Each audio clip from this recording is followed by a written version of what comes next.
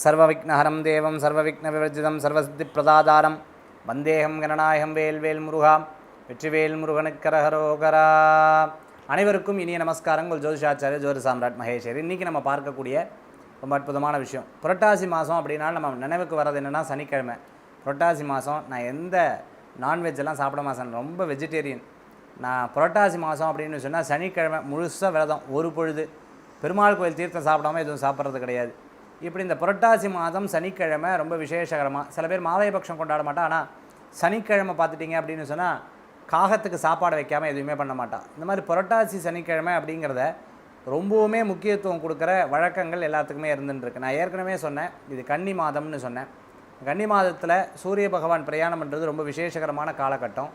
இதில் பார்த்துட்டேன் அப்படின்னா சனிக்கிழமை, சனி அப்படின்னு சொல்லும் பொழுது இந்த கன்னி ராசியிலிருந்து 5ஆம் இடத்திற்கு உண்டான, எப்பவுமே திரிகோணாதிபதிக்கு ரொம்ப பவர் ஜாஸ்தி.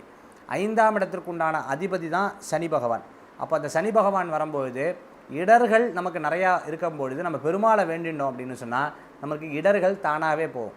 பித்ருபக்ஷம் ஆரம்பிக்கக்கூடிய ஆவணி அந்தமும் புரட்டாசி ஆரம்பமாக இருக்கங்காட்டி அது பெரியவர்களுக்கு உரியது. சனி பகவான் தான் ஆன்சஸ்டர்னு சொல்லுவாள், அதாவது நம்மளுடைய மூதாதையர்கள்.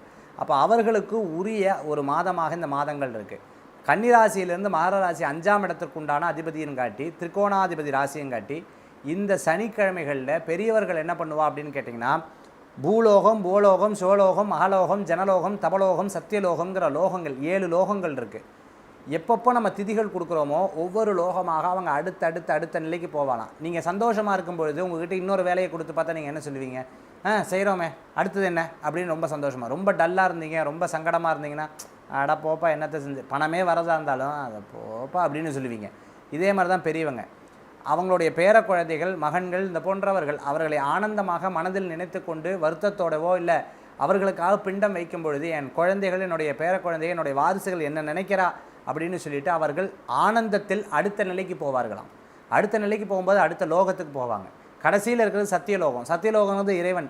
அப்போ இறைவன்கிட்ட போய் முக்தி அடையக்கூடிய தன்மைகளை ஏற்படுத்தி கொடுக்குறது. இப்படி தான் படிப்படியாக நம்மளுடைய சாஸ்திர சம்பிரதாயத்தில் சொல்லப்பட்டிருக்கு.